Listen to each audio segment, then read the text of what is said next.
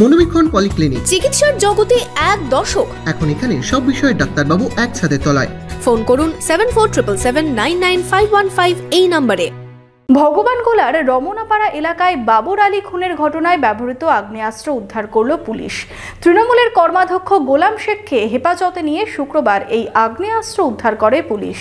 বহরমপুর শহরেই 4 star deluxe premium hotel with luxury and comfort golden retreat.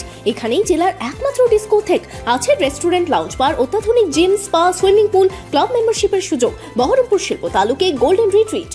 ভগবানগোলার রমনাপাড়া এলাকায় বাবর আলী খুনের ঘটনায় ব্যবহৃত আগ্নেয়াস্ত্র উদ্ধার করল পুলিশ।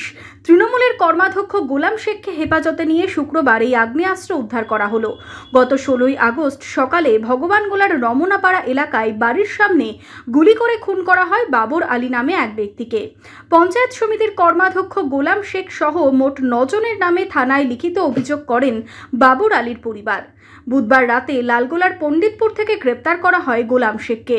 বৃহস্পতিবার ধৃতকে 10 দিনের পুলিশি রিমান্ড চেয়ে লালবাগ কোর্টে পাঠালে বিচারক 7 দিনের হেফাজতের নির্দেশ দেন।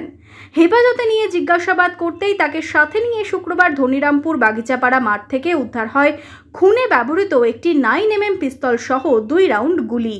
তো ওকে পরশুদিন অ্যারেস্ট করা হয়। অ্যারেস্ট করার পরে ওকে আমরা রিমান্ডে নিয়ে আসি। 7 দিনের রিমান্ড কোর্ট অ্যালাউ করে। নিয়ে আসার পরে ইন্টারোগেশনে ও কনফেস করে ও আর্মসটা কোথায় লুকিয়ে রেখেছে। সেই মতো আমরা গিয়ে আজকে আর্মসটা রিকভারি করি, যেটা হচ্ছে রমনা-ডাঙ্গাপাড়া আর বাহাদুরপুরের মাঝখানে একটা ফাঁকা জমি আছে, সেই জমির পাশেও আর্মস ওরা রেখেছিল। একটা 9mm আর্মস আছে, সাথে 2টো লাইভ অ্যামুনিশন আর যে ম্যাগাজিন সেটা রিকভারি করা হয়েছে।